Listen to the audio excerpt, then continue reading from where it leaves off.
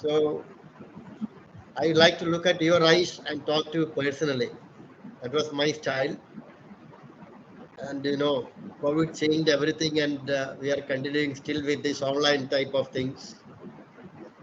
So, as you know from the classic days, the old periods, our gurus, they communicated to their students with eyes, their hands, their postures, their looks, etc. But now my student is simply a laptop computer. So that's the drawback. Anyway, we have no other options. So if something is happening in the middle, please let me know that, because I cannot see you and I cannot deliver you as per your request. That's another drawback of this type of presentations, because the requirements will vary from one person to another person. Now I'm accommodating all of you as a single person. You are all in front of me in a computer screen. Anyway, first of all, let me thank the team from Amrita Institute for inviting me to your workshop. And I'm really glad to accept the invitation. When Rahul invited me, I gladly accepted it. Okay. So also, I don't know the anatomy of the audience. I don't know what type of an audience is sitting in front of me. So can somebody brief me what is the anatomy of the audience? How many engineers, how many mathematicians, how many, other people's MSc students or BTech students, MTech students? Can somebody please unmute their mic and tell me what exactly is the anatomy of the audience? Sir, actually, it's a mixed bag. Half number of students and half number of faculties Okay. across the globe, And not in they are India, from everywhere. which disciplines? It's every discipline. No, it's a interdisciplinary workshop. So no, not in mathematics, in everywhere, every domain. All right, not necessarily mathematics. I'm not going to talk any mathematics at all. Don't worry about it. Okay. And so Yeah, I participants, you can suppose comment. that Yeah. I have many BTech students from different disciplines, faculty also from different disciplines, right? Yes. Okay, that will be very nice. And what's the total strength of this? How many participants in total? So nearly registration is 716 across the globe, and it we are probably connecting with the nearly 150 to 200. We are expecting All right. for Okay, us. it's good. It's fine. So I'm going to begin now. You know, you might have heard about the term fractal geometry. Sometimes I will use, blackboard type of things. I have a device for that. So my entire screen is shared with you. Sometimes I'll go away from this presentation. Sometimes I'll show you some videos. And actually, I like to have this one as an interactive session. So whenever you need some clarification, you please don't be shy. Just ask me. We will try to clarify as much as possible. Okay. Anyway, we are just going to fractal geometry directly. As you can see in the slide, it's only an introduction. Right. Before going to this slide, let me show you some beautiful pictures. I'll show you some beautiful pictures taken by our James Webb telescope recently. Can you see my pictures? You can see pictures, right? Yes, sir. Yes, that's good. So you are seeing, I'll show you one by one. It's not in full screen mode. Let me try. Yeah. You can see some wonderful pictures on your screen. I will explain what they are and why they are relevant to our discussion today. You just look at this. I'll tell you what are they.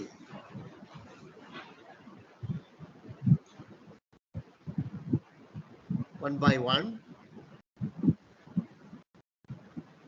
Okay. So going back to this slide, You can see one telescope. It was installed in 2022, just 1 year back. Its name is James Webb Telescope. Actually, it is not placed anywhere on our Earth. And it is not, just outside the atmosphere of the Earth. Actually, it is nearly 15 lakh kilometers away from Earth. Look at this picture. You can see this is your sun, this is your Earth, this is moon, and this is the position of James Webb Telescope. There was a very famous problem in mathematics that's called three-body problem. Some of you might have heard about that three-body problem. That problem is we have three big bodies here, sun, moon, earth. So suppose you keep an object near to the sun, near to this moon, near to earth. What will happen? In time, due to the gravity of these objects, they will be pulled towards object and will be destroyed. So is there any point in space where, the effect of these three massive bodies are zero? So that if you have a device at that point, it will work continuously without the action of gravities of any of these three objects. That was the greatest, and that was solved by, Lagrange, one of the famous mathematicians, Lagrange. And he said there are 5 such points. You may look at this: L3, L5, L1, L4, L2. So there are 5 Lagrange points.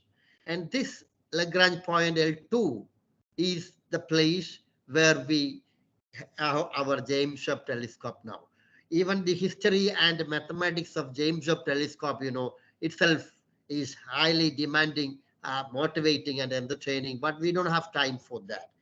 Actually, this distance is nearly, the distance from sun to earth. Our Chandrayaan is now moving towards this moon, and nearly, 3 lakh kilometers from earth. So this is 15 lakh kilometers away. So one telescope is there at 15 lakh kilometers away. He's sending pictures to us every day, most of the days. These are all his pictures. Look at this.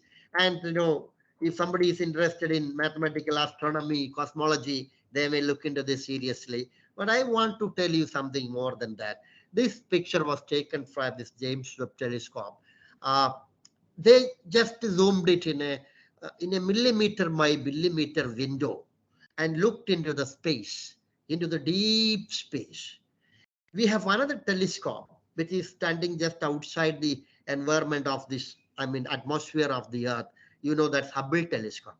Hubble also looked at this point of the space few years back.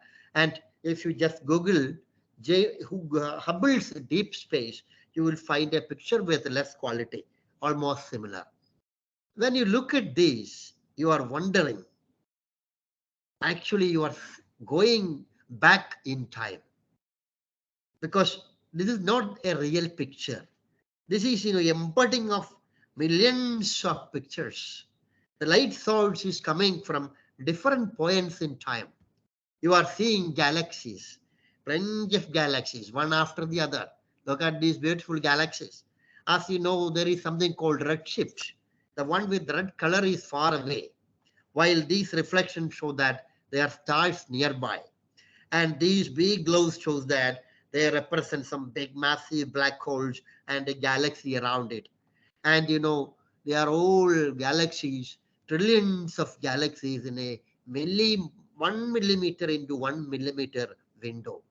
So if you mathematically extrapolate how many galaxies we have, you just close your eyes and imagine trillions of galaxies around you. And these galaxies do not exist now. Most of them do not exist because we're seeing a picture, say 14 million light years before, or 15 million light years before, or even before that. And these may not be existing because, see, look at these. This is also a picture. This picture shows that galaxies are merging. These galaxies are merging. It will take millions of years for a complete merge. See, our own galaxy, Milky Way, is merging with our nearby galaxy, Andromeda. But for human beings, they are nothing. You may ask me what is for us in these pictures. If something happens in 2 million years, what is our relevance? But we should know where are we. Nowadays, our people fight. I'm a mathematician, I'm an engineer, I'm a physicist. So we simply quarrel each other. We create more and more boundaries and we are doing nothing. Unfortunately, we are nothing in this large, huge space. See, we are sitting somewhere. We don't know where we are because we are looking from our galaxy. We cannot see our galaxy anywhere here.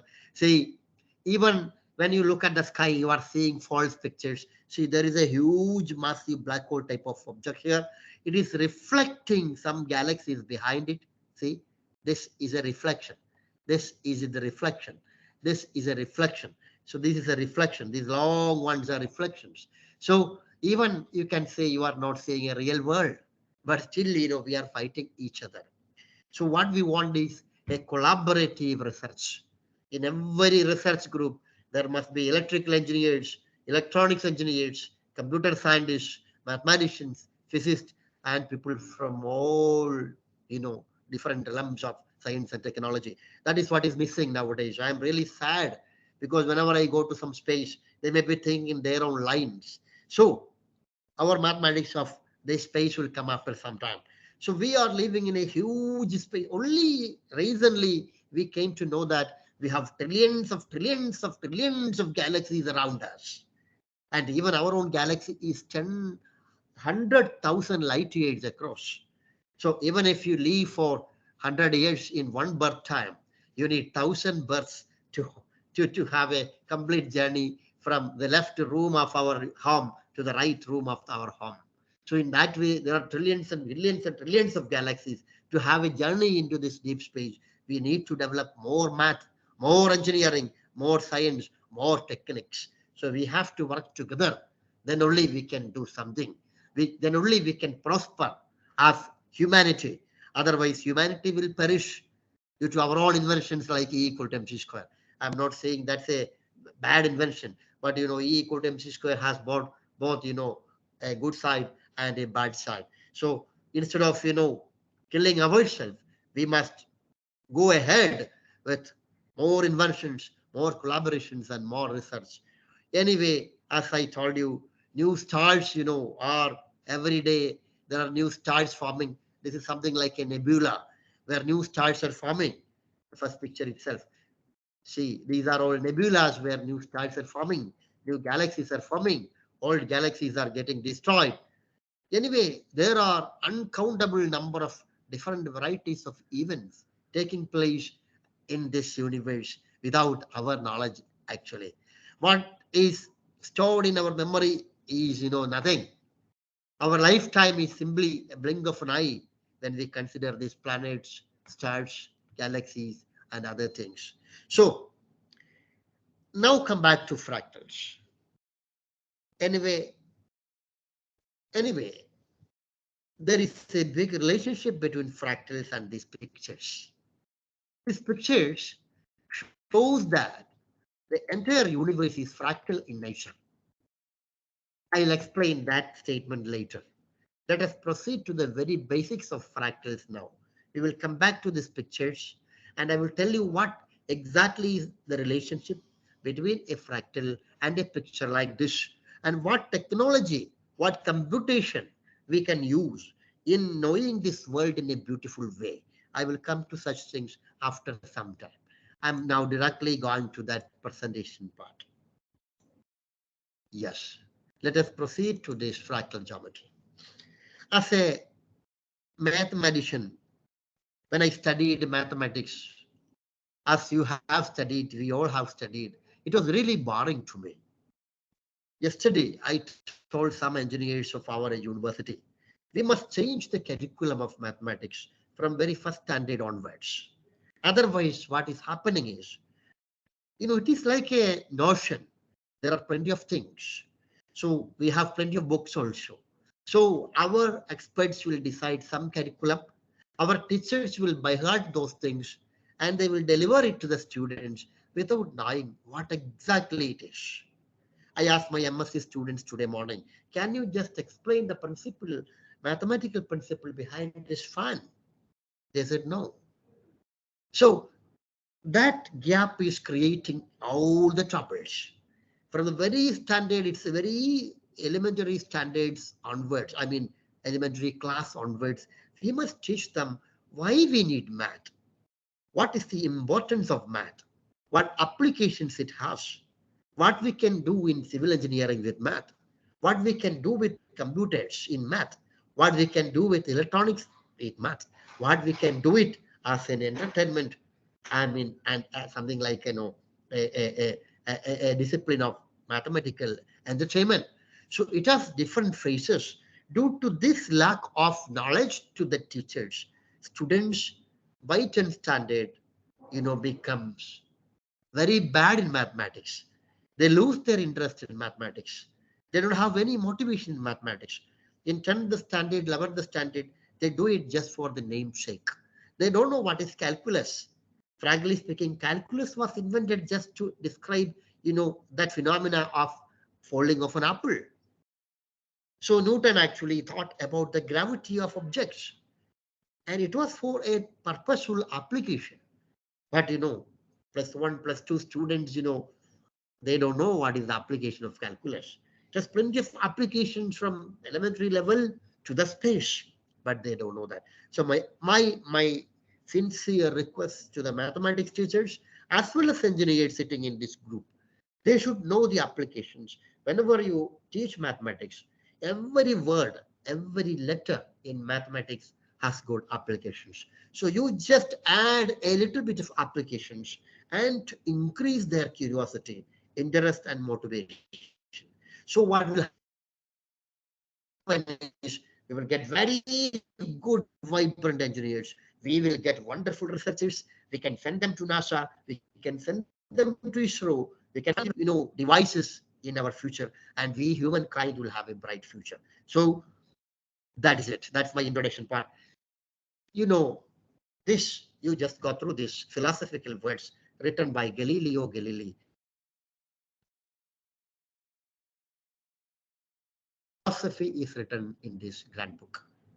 I mean, the universe, which stands continually up unto our eye gaze, but it cannot be understood unless one first learns to comprehend the language and interpret the characters in which it is written. It is written in the language of mathematics. Its characters are triangles, circles, and other geometric figures, without which it is humanly impossible to understand a single word of it. This was the expression of a human being who watched the universe with little mathematical background, but I do not think that it is 100% correct. Because if you just look outside, can you see any triangles? Can you see any circles? Can you see any other geometric figures? The answer is no.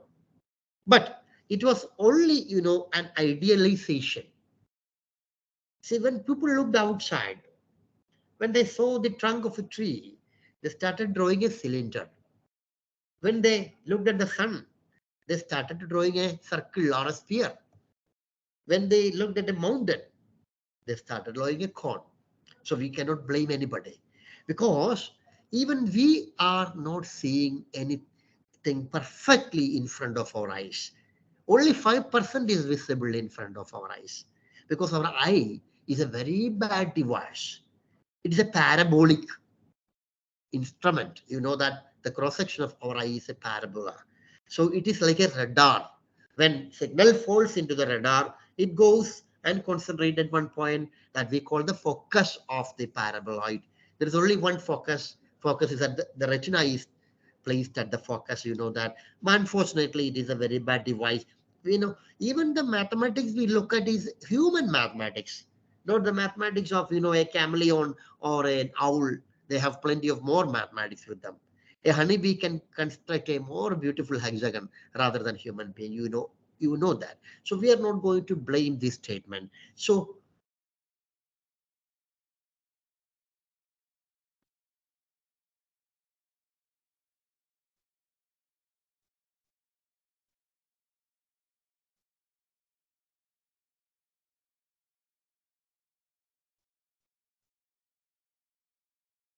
plane, he has circles, he has rectangles, he has other geometry figures. That is what is Euclid's geometry. See in Euclid's geometry,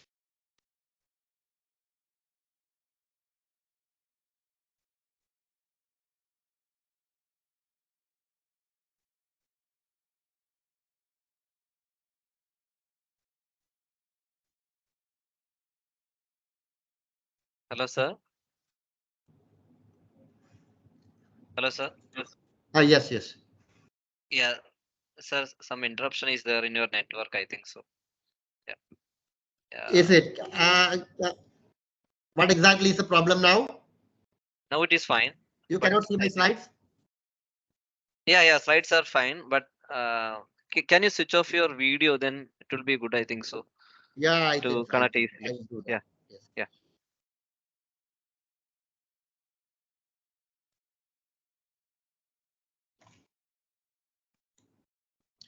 Now it may be fine, right? Let us see. Yeah, yeah, sir. Yeah, it Sir, may can you be. make it full screen? I think it is full screen here. Yeah, it's fine. Yeah, now fine. Okay. Okay.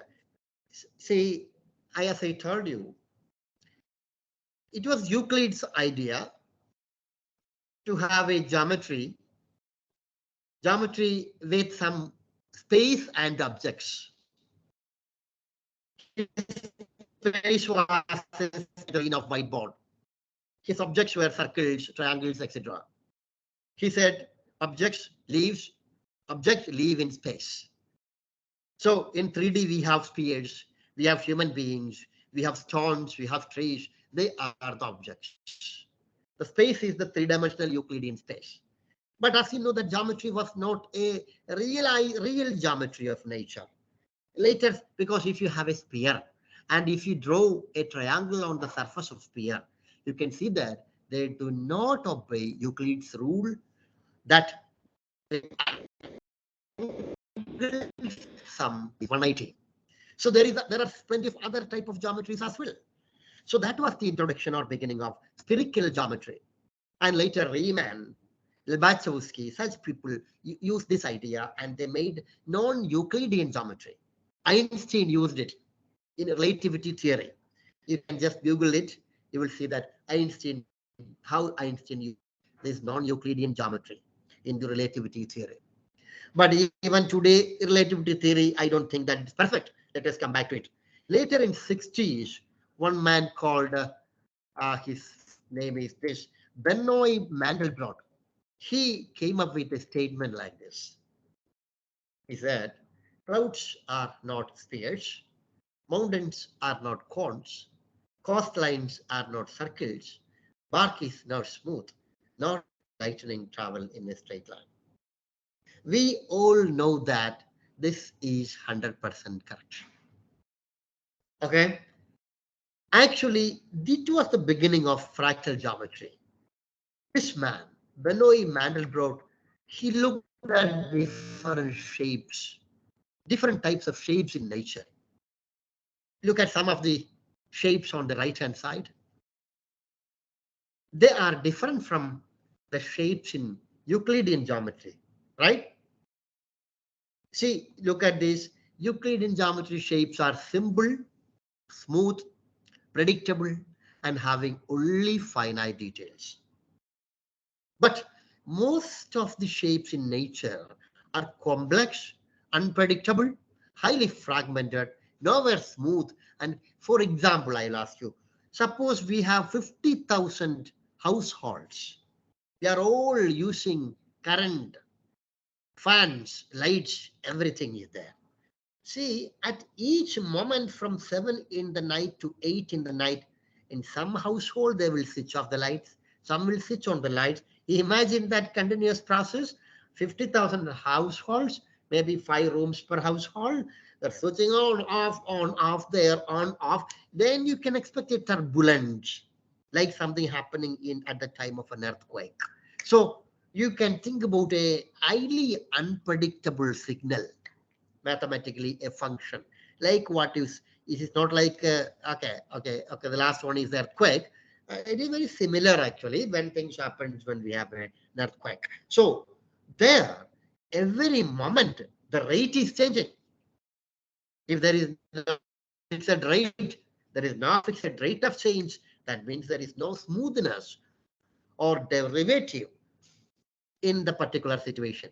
See, actually, most of the things, most of the surfaces, most of the curves in this universe are not smooth at all. Only mathematicians, physicists, and engineers drew smooth curves.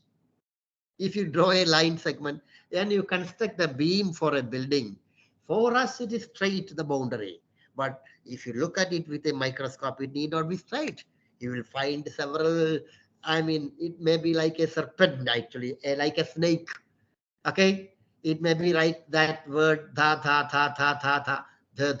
in that way, because we are looking with a human eye. So in classical geometry, the shapes we discussed are smooth, whereas in fractal geometry, which we are going to explain, describe now, we will have non-smooth objects. Okay, so there we begin. So the study of objects of nature, it can be a signal, it can be a computer graphics, it can be something which we see outside like bark of a tree, it can be the periphery of Eve, remember. I'm coming to that. Anyway, let us, bore ahead. Before this man, Vanderbilt, he came up with such a reasonable geometry of nature. It was introduced in 1975. The word fractal means fragmented, broken. That's a Latin word. So you remember whenever I say fractal, we can characterize it by infinite details, infinite length. See, you may ask me, where is the room for infinity for a human being? When you take a photograph, there are only limited number of pixels we are taking, maybe millions sometimes. It's a finite number for us. So if we are taking an HD picture 1000 into 1000, we are getting only 1000 into 1000 information, not infinite detail at all. But humanly it is impossible to deal with infinity. A picture is really infinite, but the photograph cannot be infinite. You suppose you record what I'm saying. So you are cutting it at some finite number of places and just recording it, right? Just recording some mathematical numbers representing frequencies at certain finite points between 1 second and 3 seconds. But actually, is it finite? No, it is flowing continuously, you know that. So human beings are different. But how can we go behind this infinity? That is a question. Okay, so fractals will help us to assumptions. No other engineering technique or mathematical technique will do. We will come to such things after some time. Okay. Actually, it began with the introduction of a purely mathematical thing called a nowhere differentiable function in 1875. It's a signal. It was introduced by Carl Weierstrass. It's mathematicians will study this. Actually, this is the equation you can see. I think it is visible. Sigma k equal to 1 to infinity. It is sum of some sine curves. Sine of some expression divided by something. So you may say this. Actually, it is not smooth. Not smooth means derivative did not exist at any point. If you zoom, you can see it is, becoming more and more and more and more irregular at each and every zoom. Okay, so this we can say assumptions is the first mathematical fractal invented. Let me tell you frankly, nowadays whatever you do in computer, whatever you do in electronics, whatever you do in other places are all fractals only. I will justify my statement after some time. Again, if there are mathematics students, anybody sitting here, they might have studied about Condorcet. This is a very famous one-dimensional fractal. I will come to the construction of that very soon. See, okay. See, geometrically, I can tell you an easy way of getting the last line. The last line is simply a powder collection, powdered points. You just divide it into three pieces. One, remove the middle third. It's okay. Just hear what I'm saying. Make it into three pieces. Remove the middle third. Repeat, give it in a loop. N equal to 1, 2, 3, etc. Give an infinite loop. Remove the middle term. You will reach the final stage. This is an example of a fractal. We will come to that. And there is a very physical not application to this. Actually, when electrical people studied, the white noise, just coming and mingling with this transmission lines, and they found that it is something similar to Candorset. You can Google it if you want. Candorset and signal processing is related. I'll show you another mathematically made fractal. This is also very famous. This resembles snowflake, and I will tell you how to make this fractal. It was discovered in 1904 because we are not inventing anything. Then their mathematics is there in this nature. When God created it, if you do not believe in God, when nature plays, they are not playing with dice, as Einstein said. They are playing with clarity. They are playing with precise mathematics. And these snowflakes are constructed somehow like this.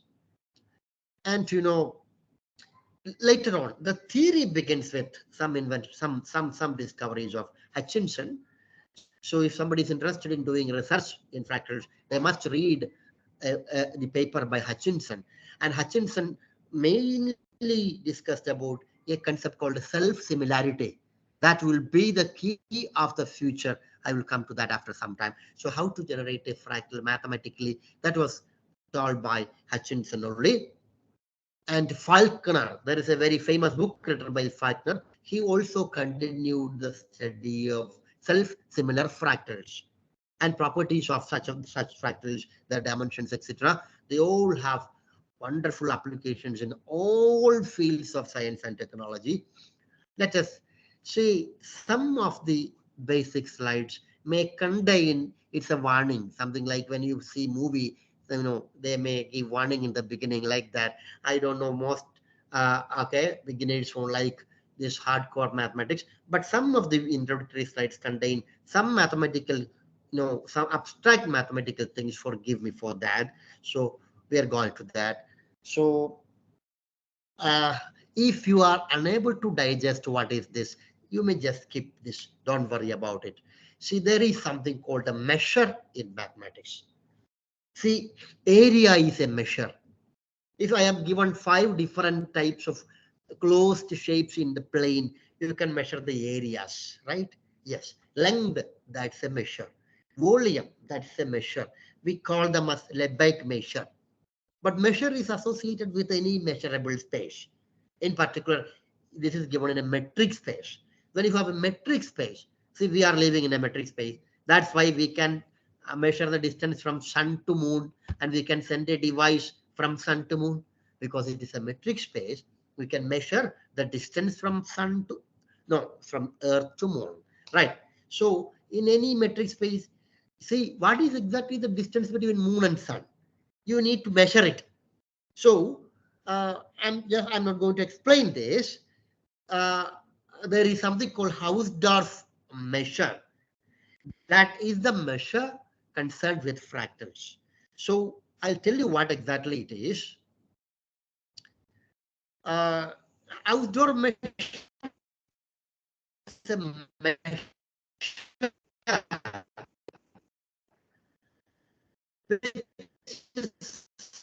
say how an object feels a sphere or a sphere. Our spheres may have wrinkled surfaces, so it will not be smooth all the surfaces. So it may not be 100% sphere. 100% sphere will experience this space as 3D itself, three-dimensional itself. But if it is wrinkled a little bit, imagine something like a fruit, orange. It is wrinkled. So how it fills the space? That may not be an integral type of thing.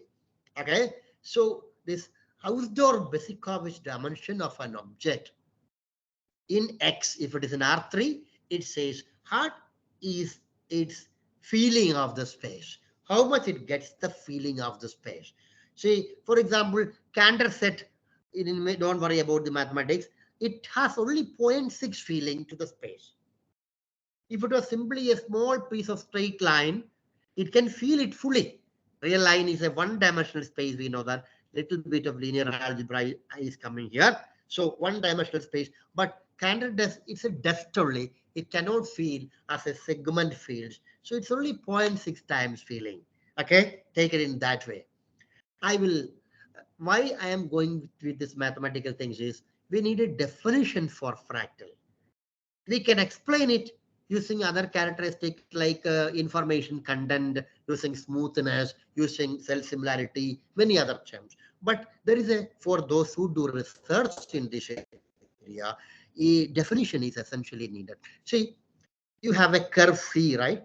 You don't need to read this definition. Go to this example C. See, this is a line. You may ask me, what is the topological dimension of this line? I will tell you. You just cover this line with some, mathematically we say bolts. Bolts in the plane are simply circular regions. You may take 1 rupee coins, just place them along the, may sometimes they will overlap, no problem. But only thing is, it should not miss any of the points of the line segment. If you are not getting, you can ask me.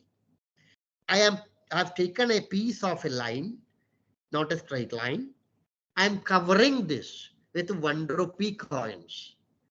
But you can see not all 1 rupee coins are required. You can remove few of them. So in the first removal, if it is still a cover, covering all the points, we say it's a refinement. Okay. So you go on with refinements and find the minimum number of balls to cover it. There is a picture. Picture is this. Oh, yeah, I think it's clear. See, you just overlap 2 balls each. So a maximum of 2 overlap is sufficient. So these 2 overlap minus 1. That is called the topological dimension of the object. You take an area portion in the plane. You can have a maximum 3 overlapping there. Minus 1. 2 is the topological dimension of an object in plane. In line, in 1 dimensions, it will be 1. So that is the definition given here.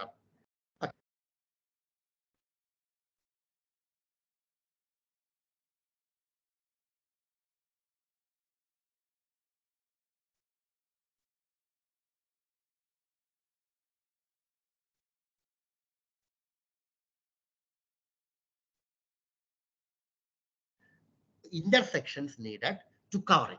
Minus 1 is the topological dimension. So I told you 2 dimensions. One is house door dimension.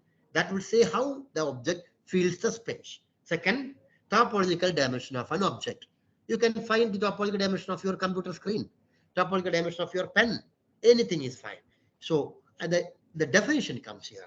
The fractals are such for which the house door dimension strictly exceed its topological dimension. Unfortunately, even this definition is not complete for fractals, because I will show you one fractal at the end of this presentation that may be a wonderful thing for computer engineers. They can generate a beautiful picture with simple mathematical repetition process, iteration, which has both the dimensions equal, but it satisfies all other fractal properties. That's called a Mandelbrot set. I will come to that figure after some time. But majority of the fractals follow this definition. See, for example, this fractal has, you can see that when you cover it, 2 type balls are sufficient. So topological dimension is 1, but it's the house door dimension. See, it is a wrinkled one, right? It is wrinkled. If you're taking a square region, perfect square, dimension will be 2 because they are in a 2D plane world. But it is wrinkled, so the feeling is different. It's only 1.2616. You can, I will tell you a technique to calculate that feeling parameter after some.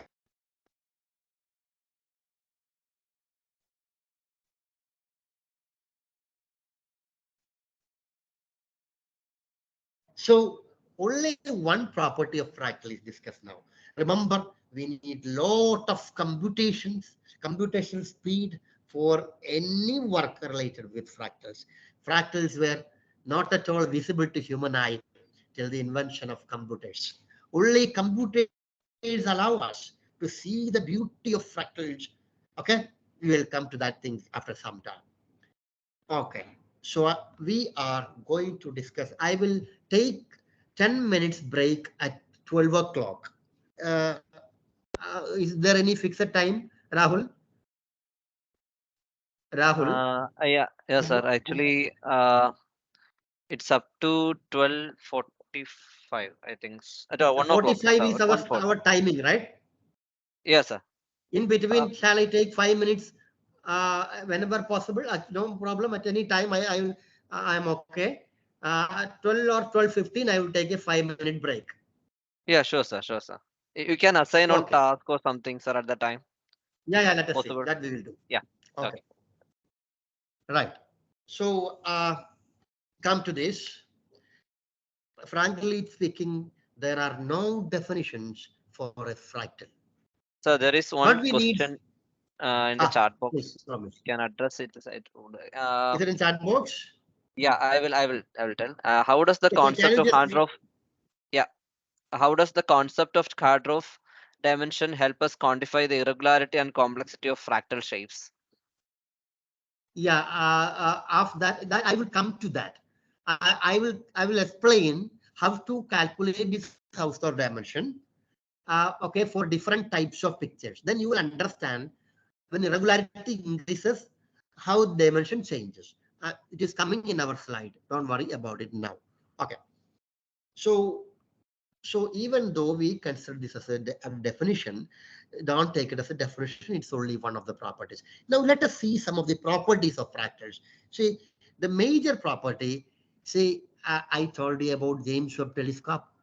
We need to send the pictures sent by James Webb Telescope from a distance of 15 lakh kilometers to Earth.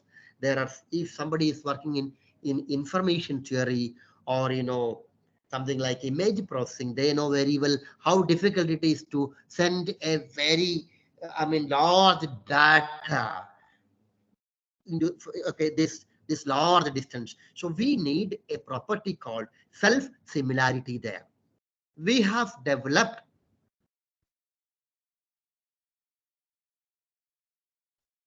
a fractal tree, and that tree will tell you where you have to place the information packets you have. Each information packets contains certain addresses, and that addresses will be labeled with an RGB value system. And wherever you have similar, you know, places or similar pixels, you will assign that number. I will come to those things later. So a 1 GB photograph can be compressed to a 1 MB photograph by a fractal transform. At the other end of the cable, you will have an inverse Laplace transform, and you will get the exactly similar picture, same picture with a stunning clarity. That is the principle behind fractal transform. We use the concept of self-similarity there. So we are going to that property there. Look at this picture, not a natural one. It is a computer generated one.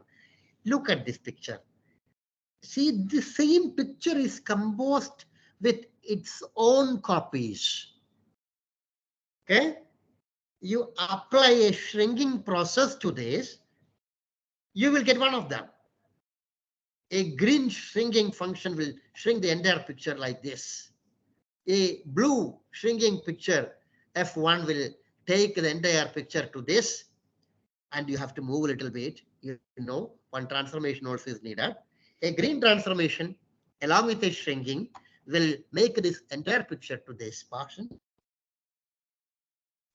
In that way, 1, 2, 3, 4, 5, 6, there are some transformations applied on the entire image. So what the advantage is, this picture is the union of its own copies. Repeat, this picture is the union of its own copies. I avoided the mathematical equation here. If I call you this picture as P, this picture is union of F1P, F2P, F3P, some FIP. Okay, or G of P, union green of P, union red of P, union some yellow of P equal to the P.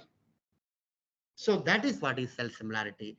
If the picture can be written as a union of its own copies, it is called self-similar. Look at this. They are all, and self-similarity also has several variations. Fractal geometry with applications is, is a booming area in the entire science and technology disciplines. So every day new similarity, self-similarity definitions and forms are coming. So self-similarity may differ in these pictures, but you can see some sort of similarity. Look at the picture inside. This is made up of, this is called a Barnsley's fern. So you pluck out a small portion that will resemble the big portion. And this big one can be, produced exactly similar in a computer screen. If you use circles, triangles, etc., and you write some algorithms, write some programs, you will never get the exact one. But I will tell you the algorithm after some time. See, this is a self-similar object because this entire picture, and of course, there can be natural disasters, some manufacturing defects. You don't bother about such things. But this is almost the union of its own copies. This is different. This you can see some sort of similarity here, here, here. Some transformations are applied. Some similar pictures are coming. So this is a different similarity. Here also you can see some self-similarity. Okay. See, the entire picture is composed with similar things. So just understand it in that way. This is it.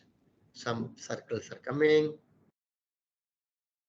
This is what is this. When you take this one, zoom a portion, you will get almost similar picture. This is what is the self-similar property. When you take a picture of a lake or something like, a glacial lake, you can see self-similarity here. Nature is playing with self-similarity. Clouds, you look at the sky, you can see self-similar objects there. Look at trees.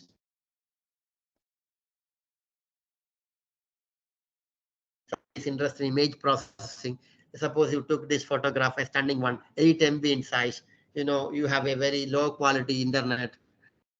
See, actually you decompose it into pixels and collect similar pixels. Okay, no need to send the pixel values as it is. You just give an address tree and tell them you assign these values at those locations. So you can decompose this into a class of addresses.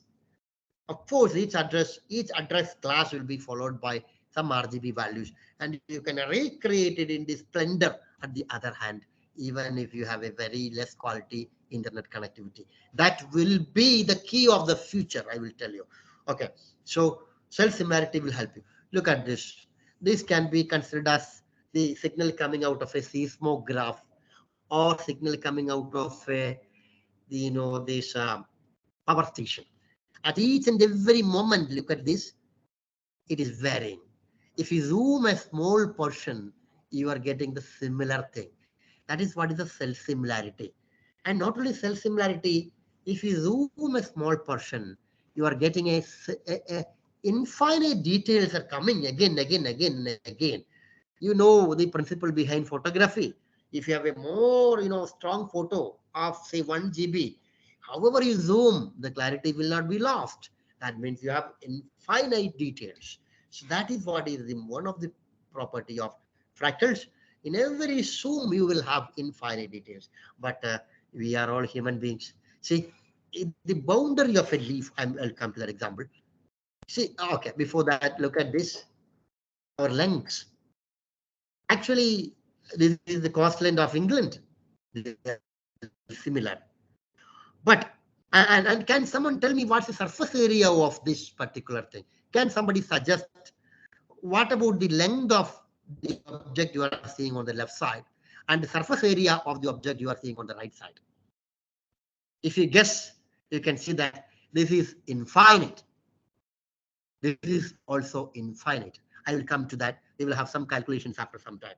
See, it is holding an infinite information in a finite volume.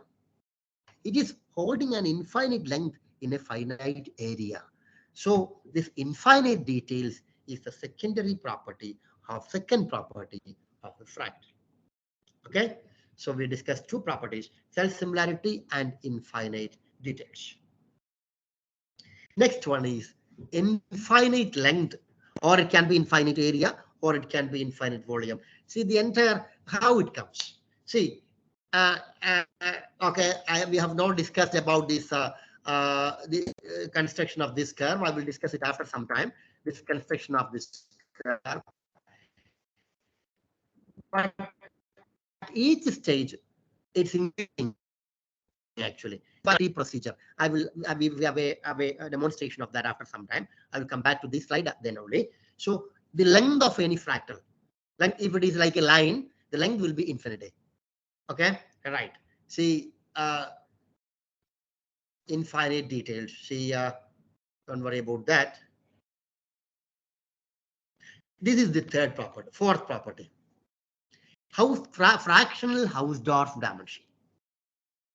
That's only a property. Remember, that is not an if and only if condition. See, for most of the fractals, this dimension will be a fractional one. Actually, there are relationships for fractals with a fractional calculus. You may read it to your own. See, that means the fractal will be a wrinkled shape. It cannot enjoy the space in full, splendor. That is the meaning of fractional dimension. Look at this. We are coming. Somebody asked one question and your answer will come now. Okay. So I told you about Hausdorff dimension. That is a purely mathematical thing. But when we come to R3, the space where we live, we have several equivalent formulations for that. One of them is box counting dimension. So Hausdorff dimension is equivalent to box counting dimension in space or in plane or in line. In line, a box is a sine segment. In plane, a box is like this, boxes. And in space, you have box, indeed a box. So using the technique of box, we can calculate that irregularity. That is what we are going to attempt now. So the question will be answered now. Suppose this is you might have seen this type of an image in heat transfer. Suppose heat is transferring in this manner.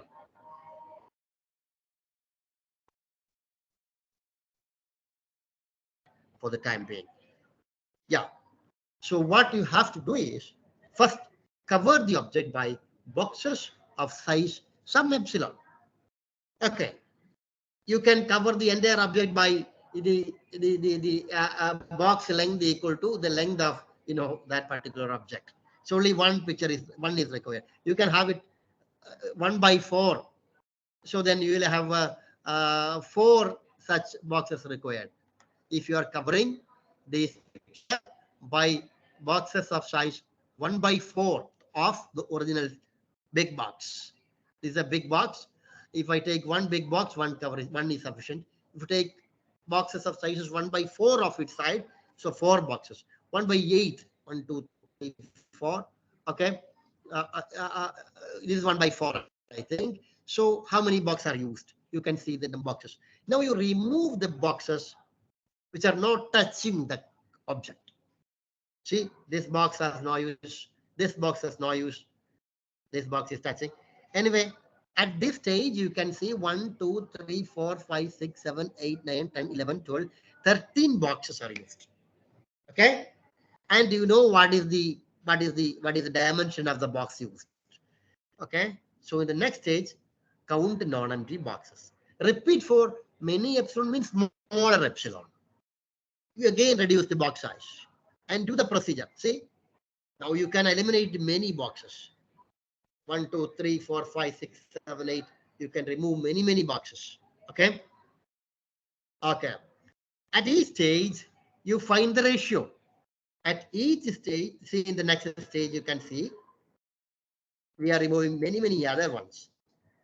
Okay, limit epsilon goes to 0 means reduce the box size, right? At each stage, obtain this symbol number. D is log of n divided by log 1 by epsilon. N is nothing but the number of touching boxes.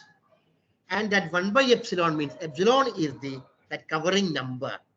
Okay, epsilon goes to 0 is taken, that box size. So log n by log 1 by epsilon, this will be the dimension. This will be the dimension of a particular object.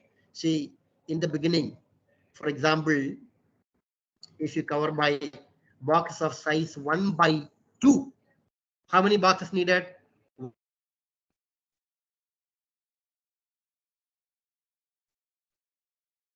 4 divided by log 1 by 1 by 2.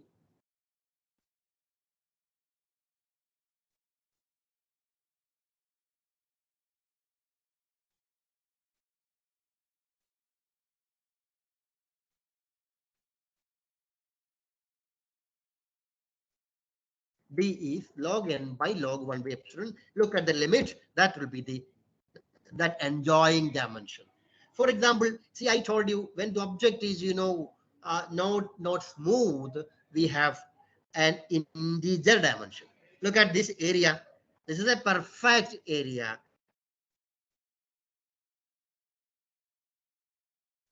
Equal to 2. If you go with an exact rectangular region area, you will get d equal to 2.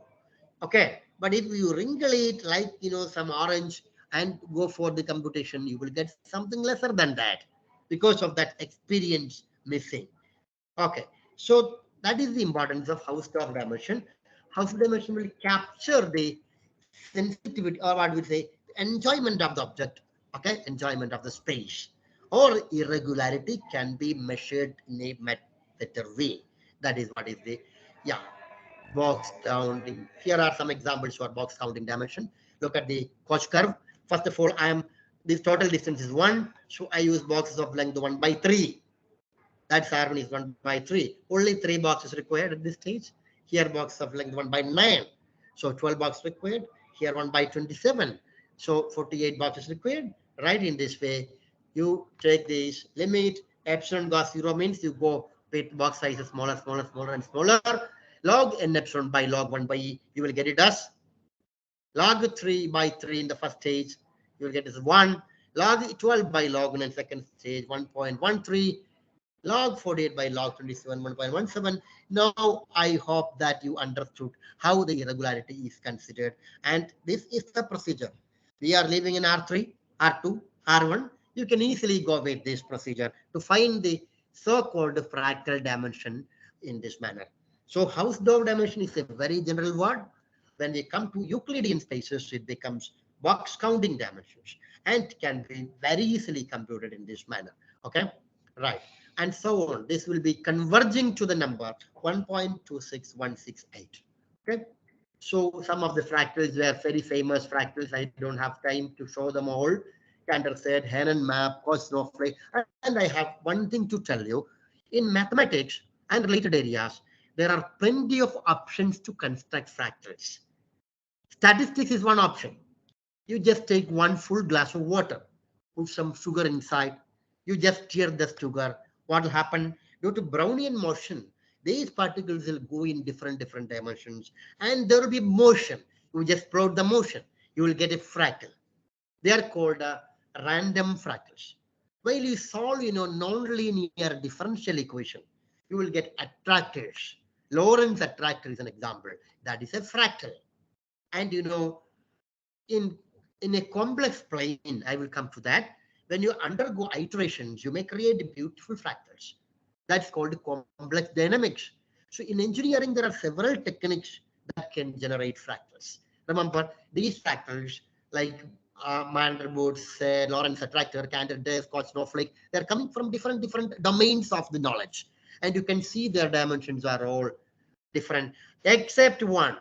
This boundary of Mandelbrot set has a fractal dimension 2. I will show you one exactly. That's a beautiful fractal. I will come to that quickly. So we have discussed so many dimensions, so many features of fractals. Look at the last one. Nowhere differentiability. Differentiable means smooth. Smooth means tangents bend smoothly. If tangents bend quickly, what will happen? That will become a point of non-differentiability. So any curve in this nature, even if it's a, suppose it is, your own skin, you wash your skin with a microscope, you can see there are lot of trenches, lot of, holes, lot many other things. So none of them is differentiable. Nowhere is smooth. This nature has no smooth curves. Only in mathematics and in theoretical physics and theoretical engineering, we have smooth curves and surfaces. Otherwise, you don't have anything. See this lightning. At any point you zoom, tangents will not be existing. Tangents will be, if tangents exist, then only it will become smooth. See nature, see when you look at, paddy field in dry season, you can see there are breaks. If you watch closely, you can see that they are hexagonal. Sometimes we have another story to discuss here. And you can see they are not forming smooth curves like parabola, hyperbola, or something like that. So these are the 5 major features of a fractal. It can be a signal, it can be a picture, it can be a vibration, it can be a mathematical function, it can be a tree, it can be a mountain, it can be a cloud, it can be something else. So they would do possess these properties. Cell similarity, infinite details, infinite length, fractal house of dimension, and nowhere differentiability. I think it is clear. Okay, look at this. We will discuss this after some time only. So this is a beautiful fractal. I will tell you the construction of this later. Why I am giving this fractal is the boundary of this as dimension 2. If you proceed as in this box counting method, the boundary has, but it has plenty of other features which are suitable for a fractals. For example, self-similarity. I will show you one video now. Okay, this is the most celebrated fractals, and just see one simple video. Then I will just a minute.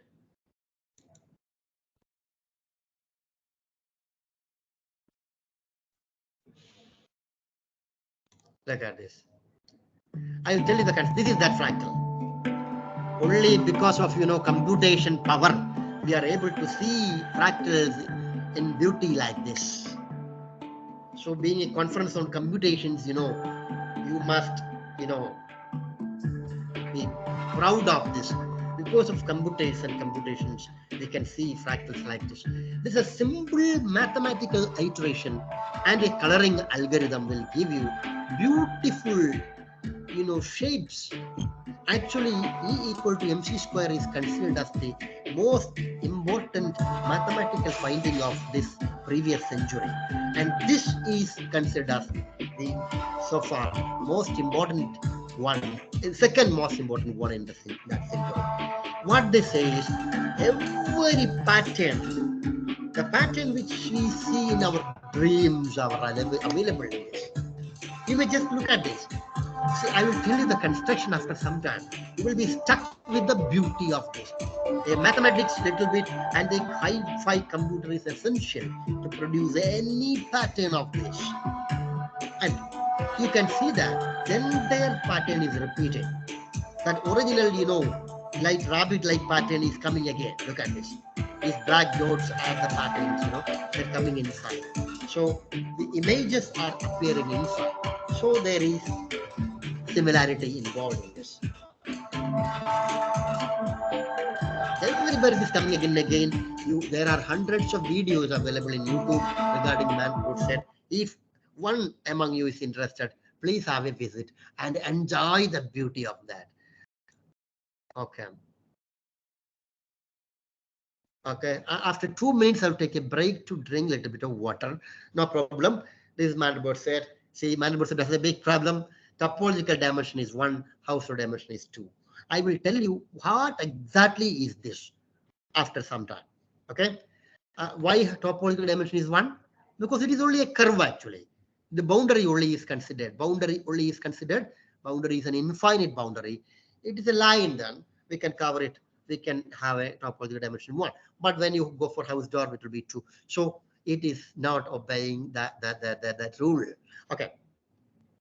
Yeah, I think we will go to generations of fractals after 1 or 2 minutes. I will give 5 minutes rest to my throat. I'll take a little bit of water and I will come back to you. Okay. Sure, sir. So Sure, sir. Thank you. I will put a video. Okay, again, you can just see this video.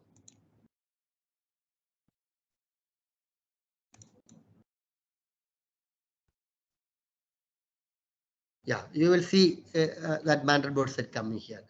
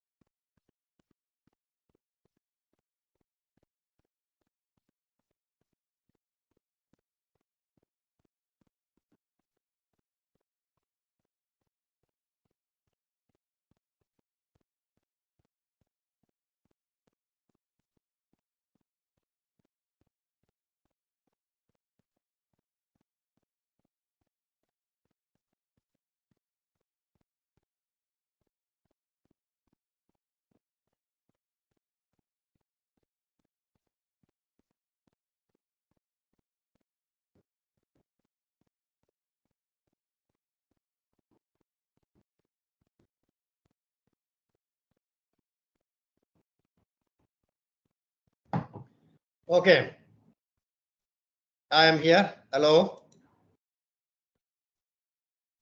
Hello. Yes, sir.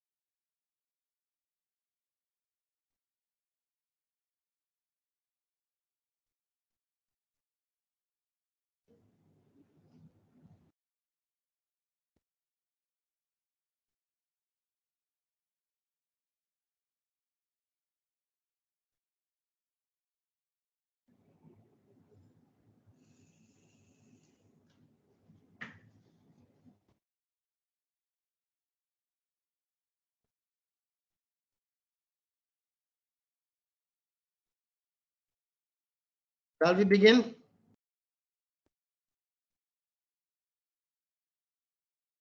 Yes, sir. Yeah.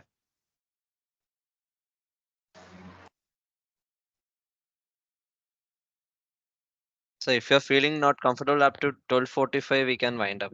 In throat. Is there any throat issue for the actually? Yep. Yes, Okay. Sunil sir. After 12:45, you can give some question answer sessions. Okay. Yeah. I need Yeah. 30 more Okay. minutes. Okay. So Now I'll actually, continue. then we can adopt up to 12:30, and we can invite questions for last 15 minutes, 10 to 15 minutes. All right. No problem. Okay. I will continue Yeah. now. Yeah. Yes. Okay. So actually, as you have seen, okay, there are several methods for generating fractals. We need computers. That's no doubt about that. First thing is iterated function systems that I'll explain after some time. Second is random fractals. I told you what they are. Third is strange attractors. They will come as solutions of differential equation in chaos theory. Look at these pictures. These are called strange attractors coming in from systems of equations.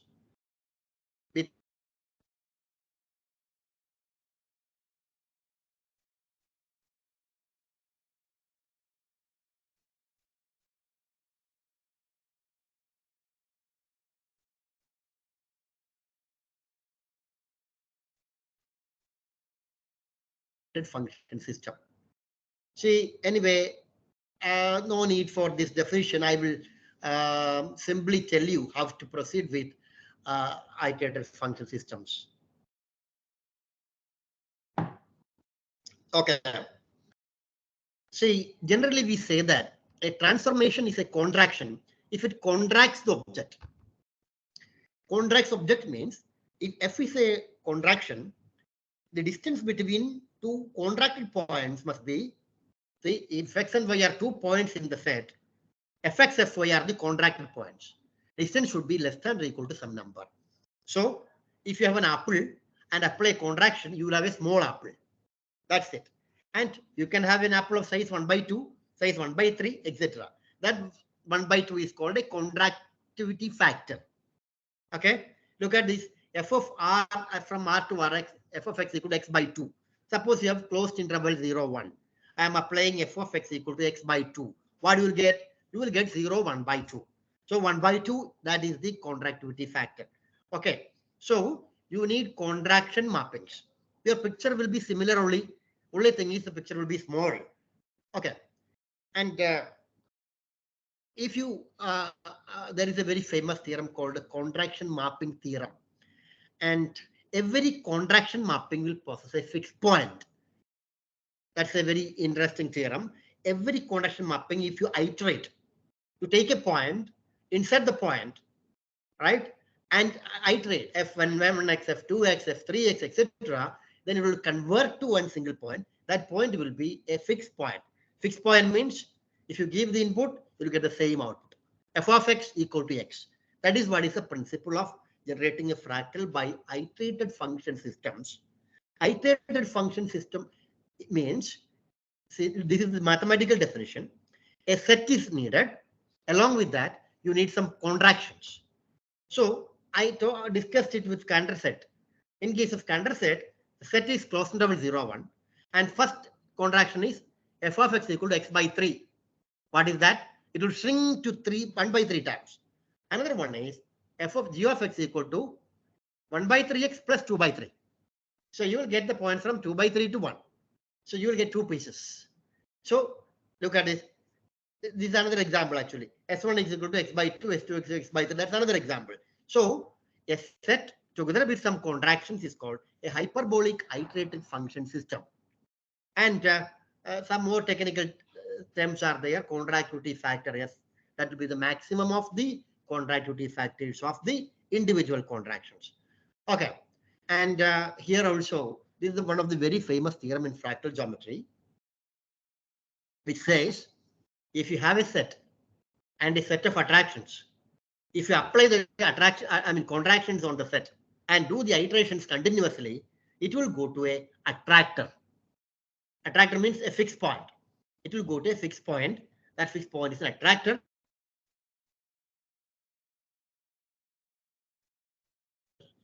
So that is the technique, how we make a fractal. I told you this fractal is generated in my own computer. This is a natural looking one. This is called Bansel's form. See, with some parameters. See, an IFS consists of some functions, I told you. It consists of 1, 2, 3, 4 functions. See, for Fern, it consists of 4 different ones. See, one should go to the right, one should go to the left. That way it goes. So each of the functions will have some coefficients also. You enter it, you compute it, run it some 100 or 1000 or 2000 or 3000 times, you will get an approximate fractal like this. So iteratively proceed with an IFS, you will get an attractor called fractal. That will be self-similar one. That's the first technique. See, look at the candor set. Anyway, iterations I can use geometrically also. Start with the line of length 1. Okay.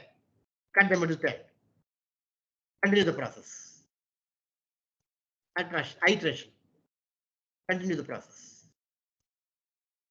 After a long time, you will reach a candor set, right? So you will reach this. You may look at the length also. See, at each time it is becoming shorter. And finally, in this case, in one-dimensional case, the length will be 0 only. See, length is a measure. The measure of candor set will be 0.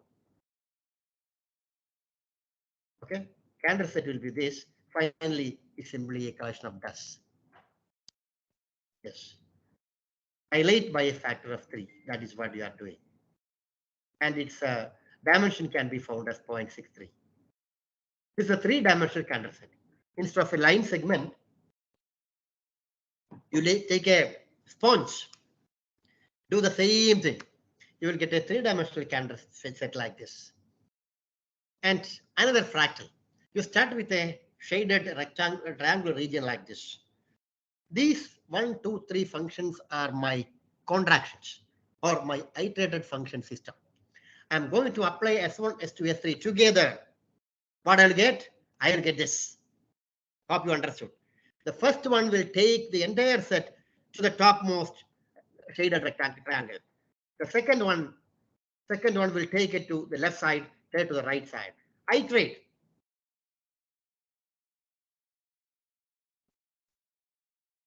Finally, you will land with, this is not the final one, but similar to this. You can see that the area of this particular one is 0 and the length may be infinite. That is it. Another one, Sierpinski carpet. Start with a rectangle. You remove the middle rectangle. Okay. Look at the perimeter of this. 4 into 3 plus 4 into 1. Area is 3 square minus 1 square. In the next iteration, what happens? Perimeter increases, area decreases. Look at this. The same iterative process is repeated. Perimeter increases, area decreases. Okay. After that, we finish with this intersection of all the previous sets. Perimeter is infinite and area is going to 0. That is the property of fractals. This is the dimension of Sierpinski carpet, very celebrated one. Now 2 below 2. 3-dimension analog of Sierpinski carpet is called Menger sponge. You may create this in your own computer with suitable functions. Its surface area is infinite, but its volume is 0. Its dimension is 2.73, not 3. Patch snowflake, we discussed it, but we didn't say how it makes. Start with line. See, you cut it into 3 pieces and replace the middle by a triangle like this. As an upper triangular portion like this. Cut it into 3 equal portions. Replace. Mathematically, you can write it in some other way. Repeat this process. See, the length actually initially it was 1, then now the length is 4/3. See what's happening after 2 iterations. See, the length is 4/3 square. It's increasing. You are applying the same iteration continuously.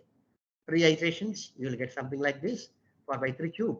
So after several iterations, you will land with this. This is what is our snowflake curve. After infinitely many iterations, you can see that the length is becoming infinite. Okay. If you have many snowflakes put together, you will get a real snowflake. You can give color also. You can have a colored picture, a snowflake. See another curve called dragon curve. See, I'm making, see, this is the initial start process. You can mathematically write the expression or geometrically define the process. See, what I'm doing is this. Yes, this, repeating, iterating. Finally, I will land with dragon fractal. Okay, this is it. Dragon fractal has a dimension. You may compute it. You may compute the dimension later. Now, see, why in the tree, that picture of tree, you have seen that the tree trunk is unchanged. In every iteration, trunk must be there, but the leaves should be changed. If you have a fixed transformation, that means giving the same thing every time. That's called a condensation mapping. And if you put a condensation mapping, you can create a different structure. See, a condensation IFS will contain a condensation mapping also.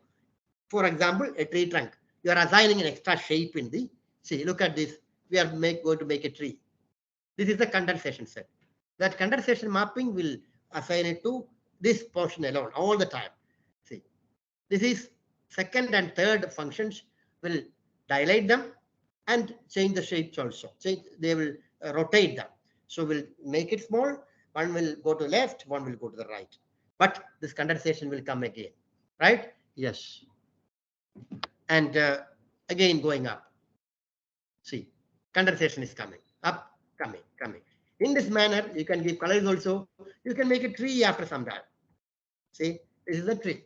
This tree can be, okay, developed with a condensation IFS. So this is the first type of, see, look at this. I'm starting with this, with a, okay, I'm going to do same, I'm going to repeat this. You can see that I'm getting a new fractal like this. Okay.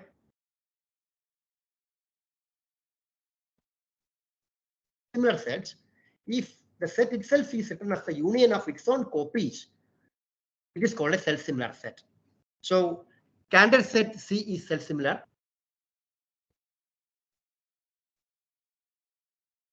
It is self-similar because it is by its own copies only. You can write as union of its own copies. Okay, I'll skip a few things. This is also self-similar.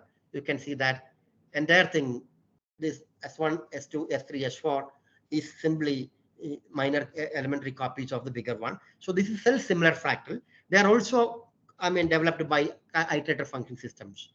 Okay, there is something called sub-self-similar set. This means your image union is inside your set. See, original set is there, but your images are going inside. I'll show you some pictures. I'll skip some theory and I will show you some. Okay, unfortunately, we don't have a picture there. So that's called sub-self-similar. There are several versions of similarity. You can just search in Google or you'll find from some papers. So that was the first type, fractals. Now we go to complex fractals. Complex dynamics is the general word we use there. So we will discuss about two fractals, Mandelbrot set and Julia set.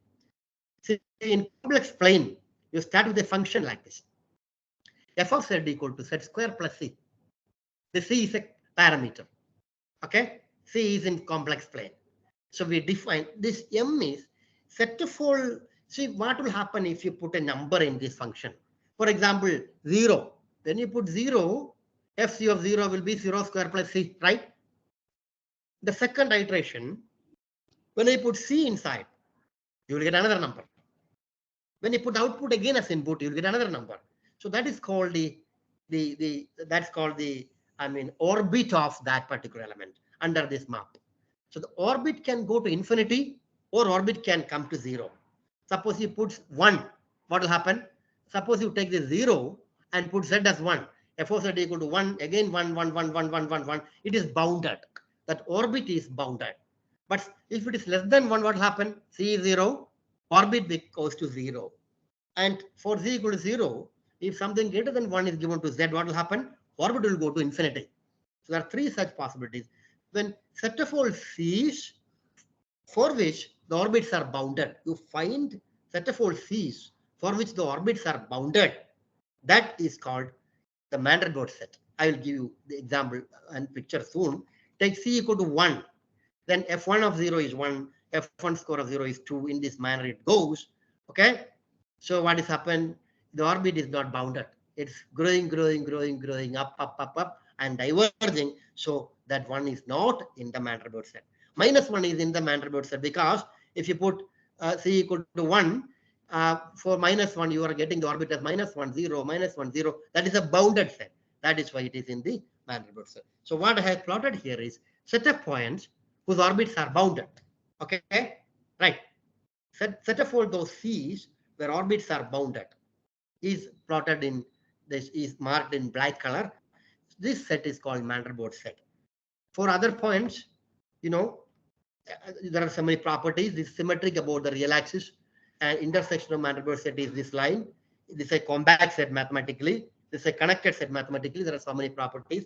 When you apply coloring algorithm, you will get a beautiful picture like this. See, this color shows that, this background color shows that this yellow goes to infinity very fast.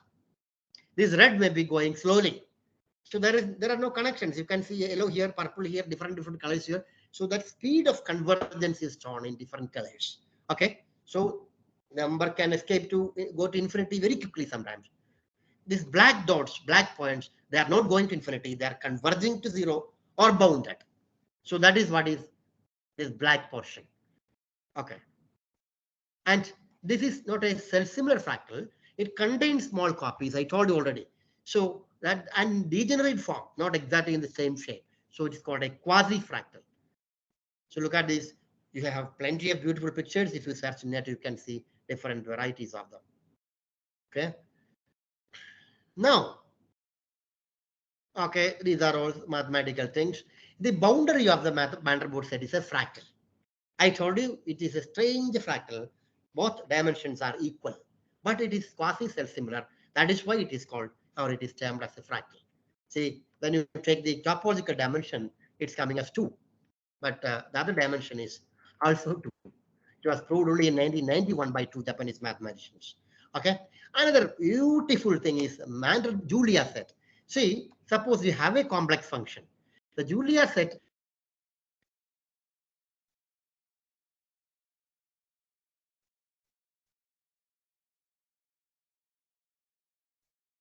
the function f1 set is bounded.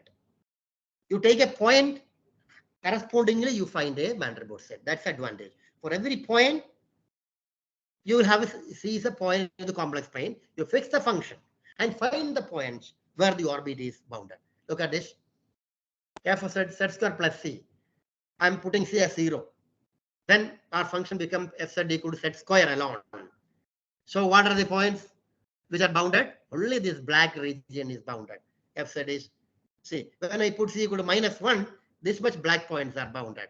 When you put C equal to this, look at the map. Wonderful.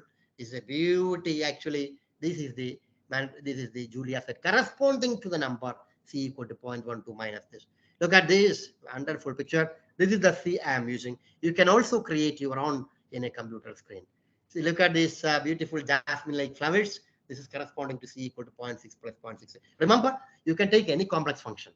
So you have plenty of options, opportunities.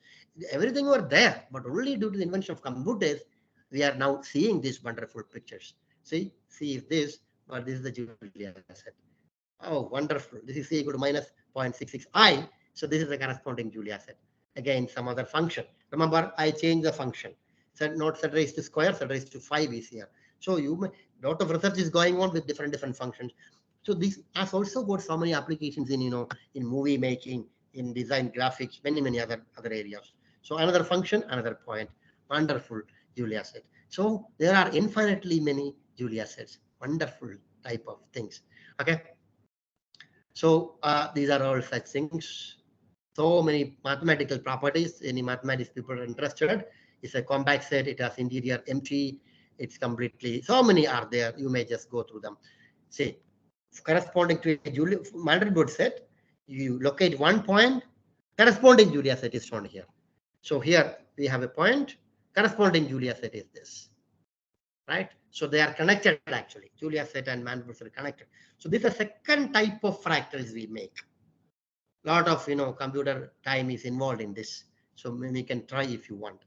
And others, I'm not since it is almost 12:40, I'll wind up with some applications.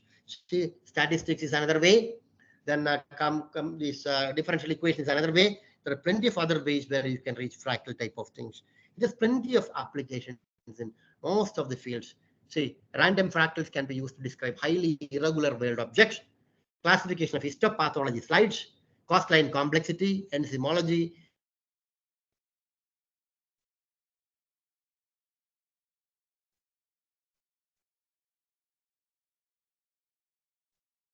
compression is little difficult. Still, people are working with that. If you can compress a video using fractal transform, that will be one of the magnificent discovery of this particular century, and your communications will be very fast. You can send any wonderful image in quick time, and you will have a very different, beautiful world in front of you. Photography, seismology, soil mechanics, computer game design, computer graphics, fractal mechanics, antennas. It's already developed by electronics people. Fractal antennas, they were very small. Inside your mobile phone, we are using fractal antennas to capture more signals. See, what is the purpose of our lungs? To capture more oxygen. That is why it will have more and more and more infinite surface area. Similarly, inside your mobile phone, if I have a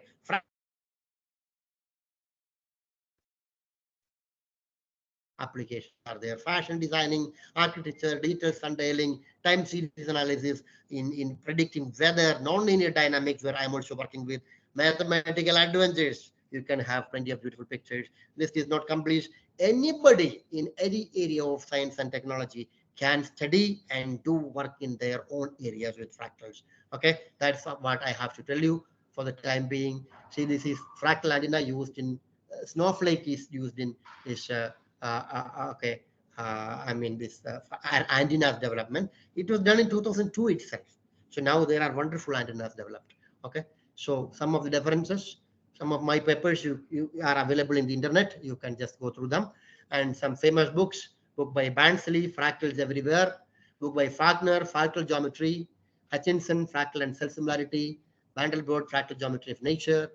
They are all wonderful books on fractal geometry. So I am going to stop here, and it is your time. If you have doubts, you can ask me. I will try to explain your doubts. Okay. Thank you. Thank you, Sunil sir. Yeah. Uh, Participants can, if anyone can, any raise queries, if you can unmute and ask your queries, or otherwise you write in the chat box. And one few more questions. I will read it, sir. And Yes, sir. You read. uh, is again the hand-off dimension. How does the concept of hand-off dimension help us quantify the irregularity and the complexity of fractal shapes? Yeah. Uh, Actually, let me tell you. Frankly speaking, this house of dimension concept itself is very difficult. It is defined purely in mathematical terms, but in 3D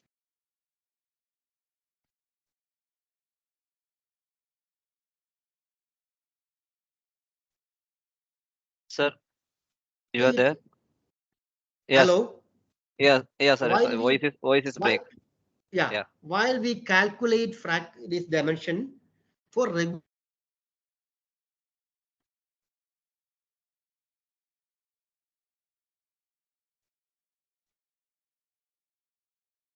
coming in the plane only. So 2 means it is a smooth object. 1.7 is okay, little bit. 1.5 means more irregularity is there. Okay, and see, one actually see, as it is more fractional, the fractal nature also increases. See, everything from 1 to 2 is in plane, remember. See, if something is 1 point something, it is a powdered object in the plane, almost powdered. So as for connectivity, we need more studies actually. For connected object, how much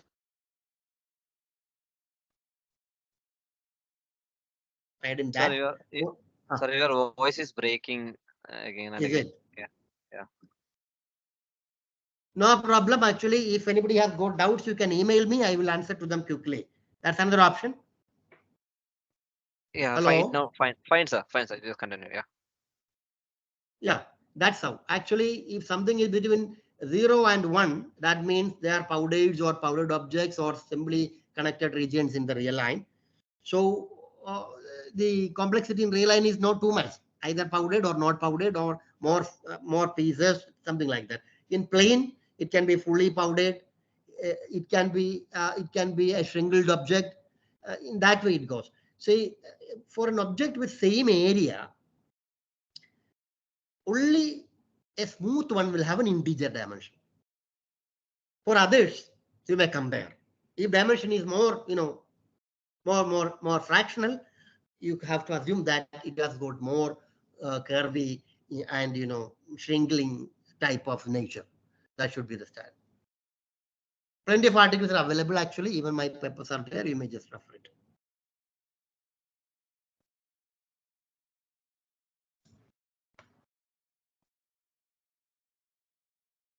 Hello, sir. Next question. About fractal antenna. Hello. Ah, I'm It's hearing. already, yeah, is already existing or not? And Yes, also whether these fractal antenna can help coverage in mobile or something. Yeah, mobile it network is or something. using in mobile phones now. It was invented in 2002 and it is used nowadays in mobile phones, in many mobile phones. Apple is using, I think. Okay. Is there any questions from Amin? You want to ask something? You are raising hands. Amin,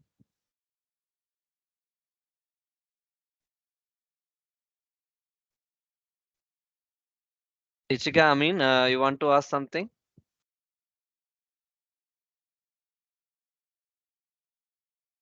So, is there any queries from the audience? It is not about the participations. Your effective question answer section session will be there, must be there. Then only the program will be active and it will be a fruitful one. So I'm inviting the queries from the participants to discuss with Sunil sir.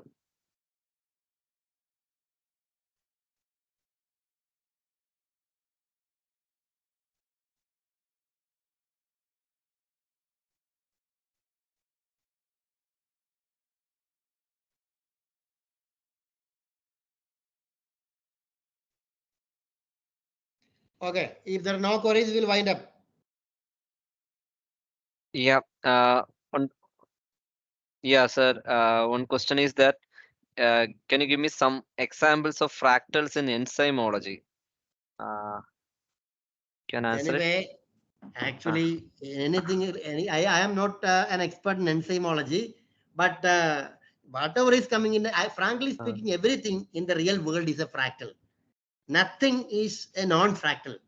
Only thing is how the fractal dimension varies, how the mathematical properties of that object varies. So in enzymology, definitely it is a biological area, and most of the biological objects belong to class of fractals. I am not an expert in that, so I cannot tell you what exactly is the first fractal, property of enzymes and all.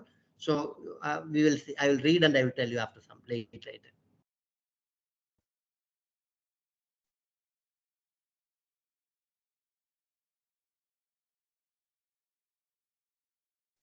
okay, sir. I think we Yeah, can wind up I this think there are session. no queries. We will Yeah. stop here.